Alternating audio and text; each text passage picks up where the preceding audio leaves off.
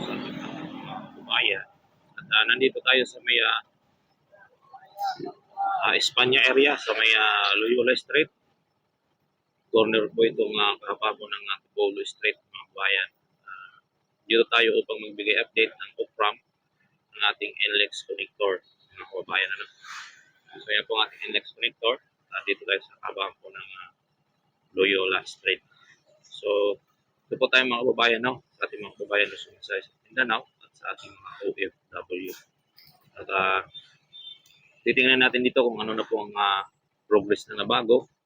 At hindi tayo nakapag-update dito ng 4 na araw ata. Hindi tayo nakapag-update dito sa Loyola, mga kababayan, at Dos Medardo. So, ito mga kababayan, at bago natin umpisan ang ating video ito, naman po pwede mag-tingin ng favor, like, subscribe, click the button bell para lagi po tayong updated sa ating mga in-update sa ating YouTube channel. So, nandito po tayo mga kababayan. So, let's go. At dadaan po yung train. Dito lang tayo sa may gilid. Ito po yung Fajardo Street.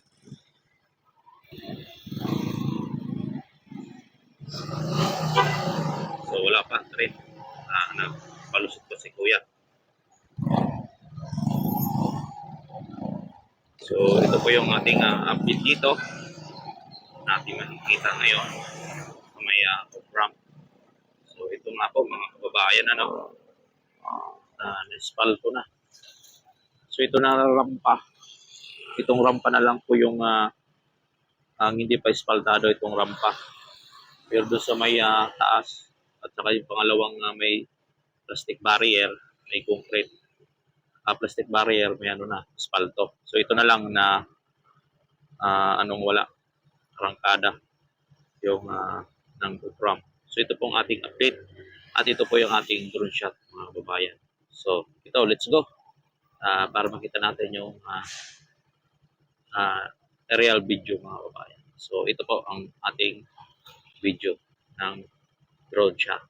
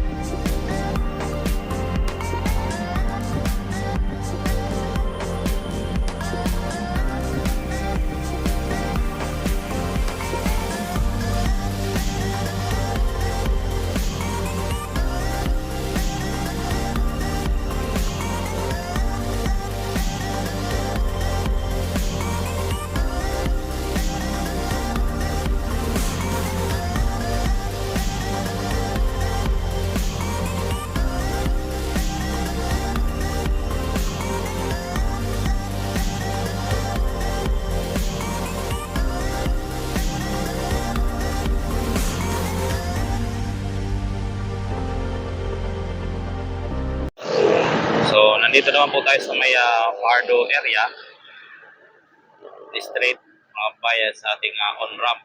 So ito po ang ating update ngayon dito. So titingnan din po natin yung on-ramp dito. So tara, let's go mga kabayan. Kasi na-espalto na din siguro dito. So ito yung kanilang sa entry na poste. So ayan nga po mga kabayan At na-espalto na nga rin pala dito sa on-ramp. So sa rampahan na lang po ang hindi naka-espalto mga kabayan. So ito po ang ating drone shop dito. At ito pakita ko rin po sa inyo mga kabayan.